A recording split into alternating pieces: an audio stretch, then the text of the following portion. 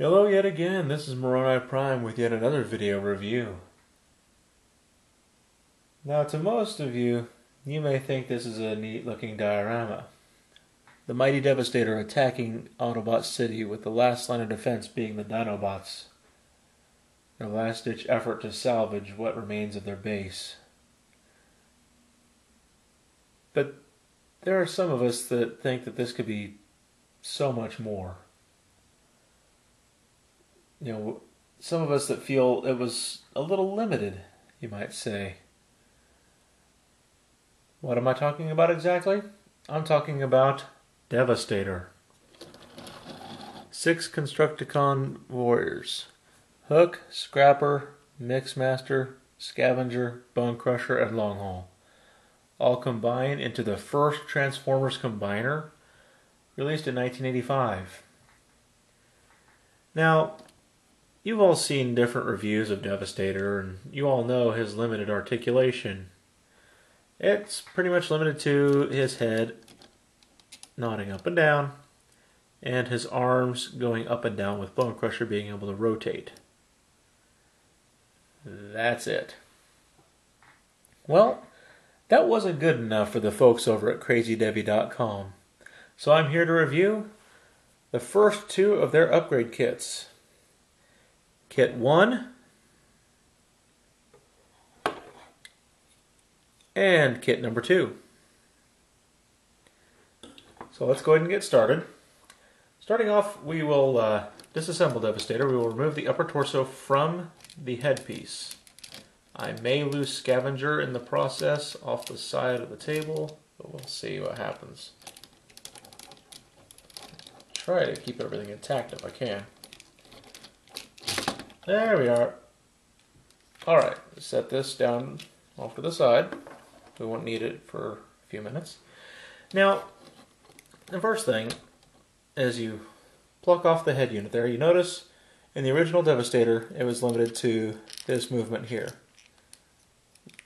and nothing more.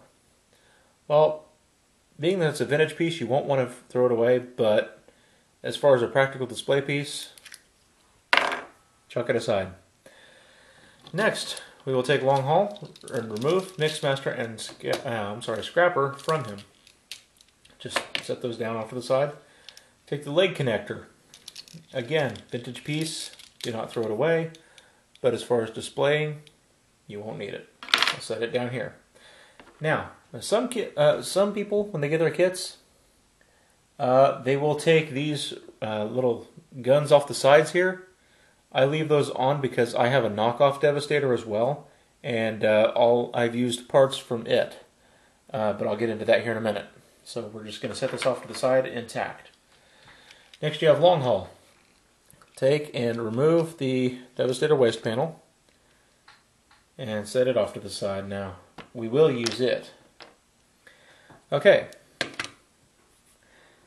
Now the Devastator leg connector. As I mentioned a few minutes ago, I have a knockoff Devastator. What you will see with kit number 2 here, the leg upgrade, is there are ports here ready and available for the attachment of the guns off of that leg connector. I took these off of the knockoff. They're similar in color, and I did not want to risk damaging my vintage piece. This is a worthy substitute considering the upgrade kit is the equivalent of a knockoff, being that it is not a legitimate licensed Hasbro or Takara piece, so I didn't figure it mattered all that much.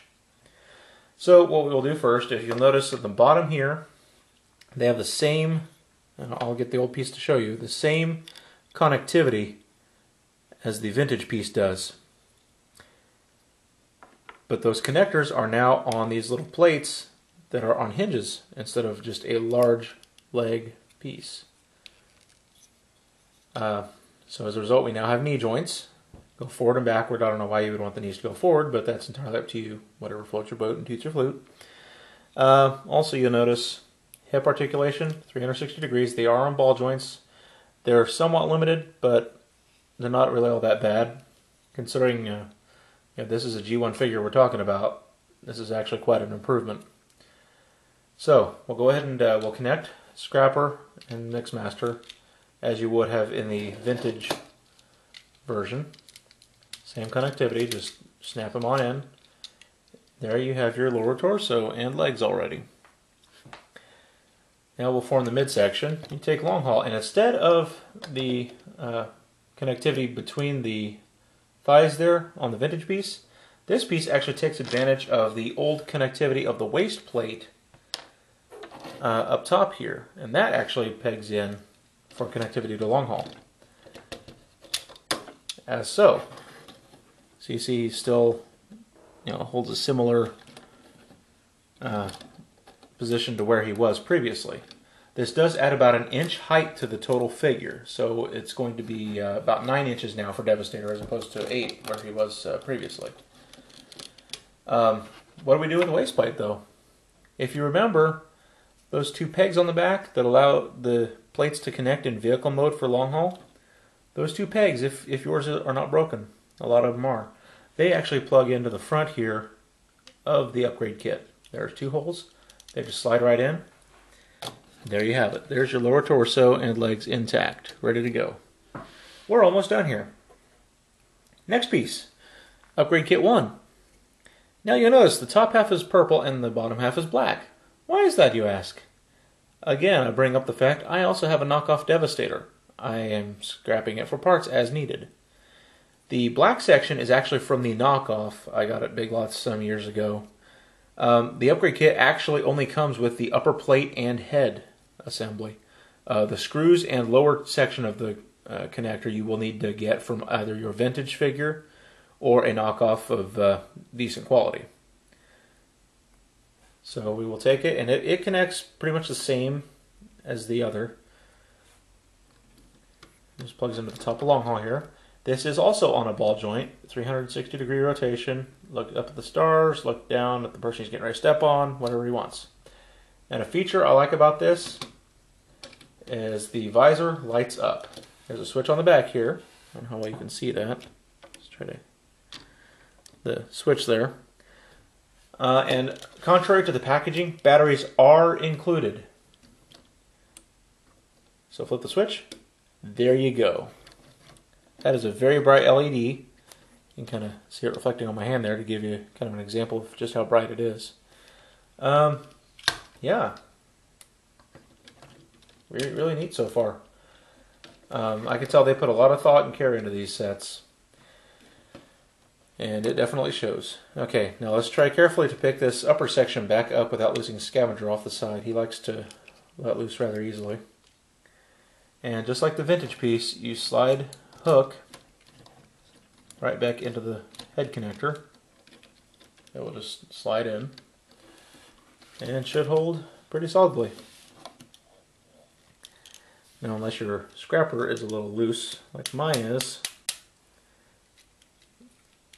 yours should stay pretty well stationary. There we go. Sorry about that. So anywho, this is a more tune-accurate Devastator. There are hand and arm upgrades available, as well as a larger blaster.